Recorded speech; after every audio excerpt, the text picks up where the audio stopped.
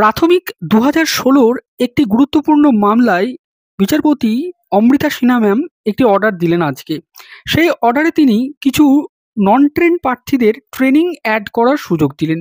তো এই পুরো মামলাটি কি, বিচারপতি কি বলেছেন, এবং একটা গুজব উঠছে যে প্রাথমিকের ২০১৬-র প্যানেলটিকে নাকি রিপ্যানেল করার নির্দেশ দিয়েছেন বিচারপতি। এরকমটাই আমাকে অনেকেই মেসেজ করে জানালেন। তো পুরো মামলাটির আজকে কি শুনানি হলো এবং বিচারপতি ঠিক কি অর্ডার দিলেন পার্টিকুলারলি যে কাদের ট্রেনিং অ্যাড হবে এবং কারা নন ট্রেন্ড থেকে তাদেরকে ট্রেন্ড হিসেবে ধরা হবে, এই পুরো ম্যাটারটি আপনাদের সামনে আমি ডিটেলস হেয়ারিং সহ তুলে ধরবো এবং আজকে কি অর্ডার দিল সেটাও কিন্তু আপনাদের সামনে ক্লিয়ারভাবে বলার চেষ্টা করব। অনুরোধ করব আপনারা এই ভিডিওটি পুরোটা দেখবেন। দেখুন, আজকে কোর্ট নাম্বার ১৪-তে মহামান্য বিচারপতি অমৃতা সিনহার সিঙ্গেল বেঞ্চে আইটেম নম্বর ১৮-তে প্রাথমিকের WPA ১৩/৮৫/2023 এই মামলাটি ওঠে। এই মামলায় পিটিশনারদের পক্ষে আইনজীবী ছিলেন মিস্টার তরুণজ্যোতি তিওয়ারি। তো মিস্টার তরুণজ্যোতি তিওয়ারি প্রথমেই তিনি যেটা বলেন যে তারা হচ্ছে ২০১৪-১৬ ডিএলএড ব্যাচের ট্রেনিং করা প্রার্থী এবং তারা অলরেডি চাকরি পেয়ে গেছেন ২০১৭ সালে, কিন্তু তাদেরকে আনট্রেন্ড হিসাবে গণ্য করা হয়েছিল যখন তারা চাকরি পেয়েছিল। কেন? তার কারণ যখন তারা চাকরি পেয়েছিল তখন তাদেরকে ২০১৪-১৬ যে ডিএলএড, সেই ডিএলএড এর সার্টিফিকেট দেওয়া হয়নি। সে সার্টিফিকেট দিতে বোর্ডের পক্ষ থেকে দেরি করা হয়েছিল। এই কারণের জন্যই তারা ট্রেনিং শো করতে পারেনি, তার জন্যই তাদেরকে নন ট্রেন্ড হিসাবে গণ্য করা হয়েছে, কিন্তু তারা ট্রেন্ড ক্যান্ডিডেট। তো এখন মিস্টার তরুণজ্যোতি তিওয়ারির এটাই দাবি যে সেই সমস্ত প্রার্থীদেরকে যাতে ট্রেনিং ক্যান্ডিডেট হিসাবে বা ট্রেন্ড ক্যান্ডিডেট হিসাবে পিটিশনারদেরকে গণ্য করা হয়। জাস্টিস অমৃতা সিনহা ম্যাম এবার বোর্ডের কাছে এর বিষয়টা অর্থাৎ এই উত্তরটা জানতে চান যে বোর্ড কি বলছে। তো বোর্ডের পক্ষ থেকে বলা হয় যে এই পিটিশন এটা ফাইল করা হয়েছে ২০২৩ সালে এসে, কিন্তু পিটিশনাররা চাকরিতে জয়েন করেছে ২০১৭ সালে অ্যাজ এ আনট্রেন্ড ক্যান্ডিডেটস। তখন তারা এটা জানতো যে তারা ট্রেনিং করেছে, কিন্তু জয়নিংয়ের সময় যেহেতু তাদের সার্টিফিকেট ছিল না তাই তারা আনট্রেন্ড হিসাবে জয়েন করেছে। পরবর্তীতে তারা সার্টিফিকেট পায়, এরপরে অনেক বছর কেটে গিয়েছে, তারা রিট ফাইল করেছে ২০২৩ সালে এসে। ২০১৬-র রিক্রুটমেন্ট এইটা এবং ২০১৭ সালে তাদের জয়নিং হয়েছে এবং তারা রিট ফাইল করেছে ২০২৩ সালে এসে। তো এই আনট্রেন্ড ক্যান্ডিডেট যারা নিজেদেরকে ট্রেন্ড করার জন্য দাবি করছেন এখন, তারা মূলত রিট ফাইল করেছে ২০১৬ সালের যে প্যানেল, সেই প্যানেলের নন ট্রেন্ড যারা প্রার্থী তাদের চাকরি বাতিল করেছিল মহামান্য সিঙ্গেল বেঞ্চের বিচারপতি অভিজিৎ গঙ্গোপাধ্যায়, এবং সেই ম্যাটারটি যেহেতু ডিভিশন বেঞ্চে এখন পেন্ডিং অবস্থায় রয়েছে, অতএব এই সমস্ত ক্যান্ডিডেটরা চাইছেন যে তাদের ট্রেনিংটা যাতে করে মানে কমপ্লিট দেখানো হোক এবং তাদেরকে ট্রেন্ড ক্যান্ডিডেট হিসেবে ধরা হোক, যাতে করে ট্রেন্ড যারা ক্যান্ডিডেট ছিল তাদের প্যানেলটা তো ক্যান্সেল হয়নি, অতএব সেই প্যানেলে তাদেরকে ইনক্লুড করে নেওয়া হোক। তো বোর্ড এটা বলে যে কিন্তু এই মুহূর্তে বোর্ডের পক্ষে এই যে প্যানেল কারেকশন করা বা যারা নন ট্রেন্ড রয়েছে তাদেরকে ট্রেন্ড করে নেওয়া, এই বিষয়টা কিন্তু মুশকিল। তার কারণ এই ২০১৭-র প্যানেলটার এক্সপায়ার করে গেছে। এই প্যানেলটার মধ্যে বোর্ড এই মুহূর্তে কোনো কাজকর্ম করতে পারবে না, বিষয়টি বিচারাধীন রয়েছে বা নানান সমস্যা রয়েছে, এমনটাই বোর্ডের পক্ষ থেকে বলা হয়। তো বিচারপতি বলছেন, প্রশ্ন করেন বোর্ডের আইনজীবীকে যে আপনারা কি প্রস্তুত আছেন এদেরকে ট্রেন্ড হিসেবে নিতে?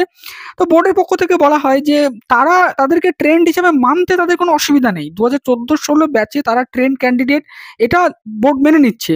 কিন্তু বোর্ড জানায় যে তাদের একটা মুশকিল যে পিটিশনারদেরকে আনট্রেন্ড প্যানেল থেকে নেওয়া হয়েছিল, অতএব ট্রেন্ড প্যানেল তার একটা কাট অফ আলাদা, তার ডিস্ট্রিক্ট ওয়াইজ প্যানেল আলাদা, নন ট্রেন্ড যে প্যানেল তার আলাদা কাট অফ। অতএব এই মুহূর্তে এই ম্যাটারে যেহেতু মামলাটি বিচারাধীন অবস্থায় রয়েছে বা আরও অন্যান্য কেস রয়েছে এই ২০১৭-র প্যানেল থেকে, এবং ২০১৭-র প্যানেলটা যেহেতু অলরেডি এক্সপায়ার্ড হয়ে গেছে, অতএব বোর্ড সেই প্যানেল নিয়ে কিন্তু আর কিছুই করতে পারবে না।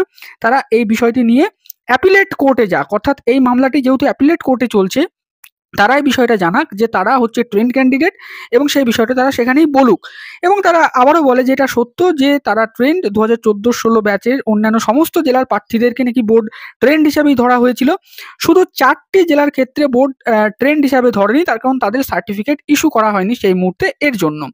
তো বিচারপতি তখন বলেন যে যদি তাদের ট্রেন্ড হিসেবে ধরা হয় তাহলে কি তারা কোনো এক্সট্রা বা ফার্দার কোনো বেনিফিট পাবে? তো বোর্ডের পক্ষ থেকে বলা হয় যে তারা অলরেডি বেনিফিট পাচ্ছে, কিন্তু বোর্ড ২০১৭ এর প্যানেলের ডাটা নিজে থেকে এই মুহূর্তে চেঞ্জ করতে পারবে না। কোর্ট যদি কোনো ডিরেকশন দেয় তাহলে বোর্ড সেটা পারে, কিন্তু সেখানেও নাকি সমস্যা রয়েছে, বোর্ড এমনটাই জানায়। তো বিচারপতি বলে যে ঠিক আছে, আমি আপনাদের বিষয়টা বুঝছি, কিন্তু সার্টিফিকেট দিতে তো দেরি করেছেন আপনারা নিজেরাই।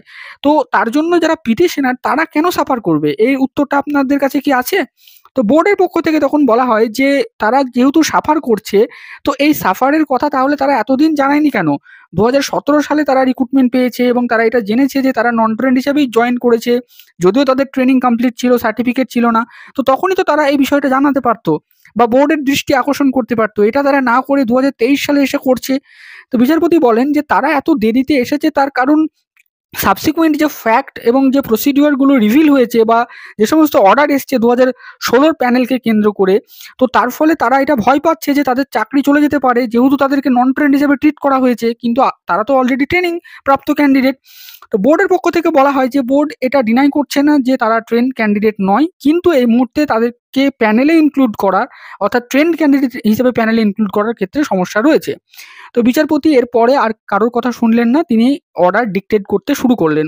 এবং বিচারপতি যখন অর্ডার ডিক্টেট করছিলেন, তখন বোর্ডের আইনজীবী এটা বুঝতেই পারলেন যে পিটিশনারদেরকে ট্রেন্ড ক্যান্ডিডেট হিসাবে গণ্য করার নির্দেশে বিচারপতি দেবেন, এবং তিনি অনুরোধ করলেন বিচারপতিকে যে যাতে করে এই অর্ডারটি শুধুমাত্র ৪টি জেলার ক্ষেত্রেই সীমাবদ্ধ রাখা হয়। তার কারণ বাকি সমস্ত জেলার ক্ষেত্রে বোর্ড নাকি অলরেডি আগে থেকেই ট্রেন্ড ক্যান্ডিডেট হিসেবেই সকলকে ট্রিট করেছে এবং কাউকে নাকি দেরিতে সার্টিফিকেট দেওয়া হয়নি, এমনটাই বোর্ডের পক্ষ থেকে জানানো হয়।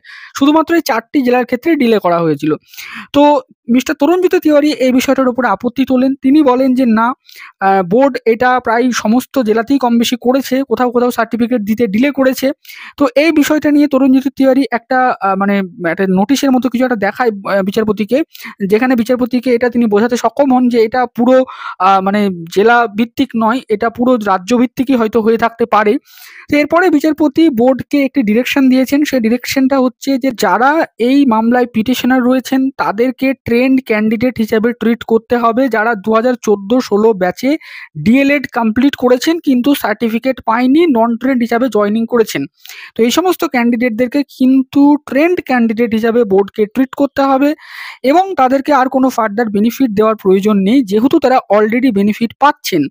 কিন্তু বোর্ডকে তাদের যে অফিসিয়াল রেকর্ড, সেই রেকর্ডসটা কারেকশন করার নির্দেশ বিচারপতি দিলেন এবং বললেন যে বোর্ডের যে অফিসিয়াল রেকর্ডস সেইটা কারেকশন করা হোক এবং তাদেরকে নন ট্রেন্ড ক্যান্ডিডেট থেকে ট্রেন্ড ক্যান্ডিডেট হিসাবে গণ্য করা হোক, যেহেতু তারা ২০১৪-১৬ ব্যাচে ট্রেনিং কমপ্লিট করেছে কিন্তু সার্টিফিকেট পায়নি বোর্ডের জন্যই, বোর্ড সার্টিফিকেট দিতে দেরি করেছিল এবং বোর্ড যেহেতু তাদেরকে স্যালারিও দিচ্ছিল এ ক্যাটাগরির, যেটা পিটিশনারদের পক্ষে মিস্টার তরুণজ্যোতি তিওয়ারিও জানান।